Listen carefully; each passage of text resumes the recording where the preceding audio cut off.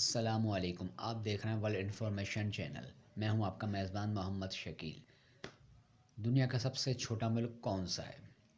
جب کسی ملک کا تذکرہ ہوتا ہے تو اس کا مطلب ایک مخصوص علاقے اور خود مختار حکومت کے حامل ایک آزاد ریاست سے لیا جاتا ہے۔ دنیا کی سب سے چھوٹی آزاد ریاست ویٹیکن سٹی ہے۔ 0.17 مربع میل کے رقبے پر واقع یہ مملکت سلطنت روما اٹلی کے وسط میں پائی جاتی ہے۔ یہ علاقے عیسائیوں کے مذہبی کیتھولک گرجا کے زیر نگیں آتا ہے۔ ویٹیکن سٹی کے سربراہ کی حیثیت گرجا کے پوپ کو حاصل ہے، جو کہ ایک طرح سے سول گورنر کی حیثیت رکھتے ہیں۔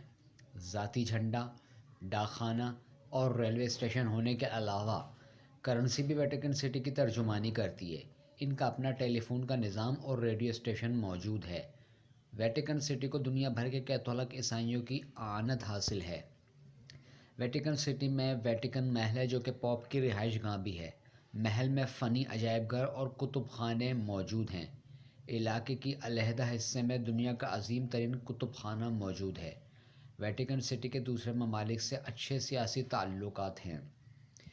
1859 میں 16,000 مربع میل پر واقع اٹلی کا علاقہ پیپل اسٹیٹ کہلاتا تھا، جس کے اختیارات مذہبی پیشوا پوپ کے پاس تھے۔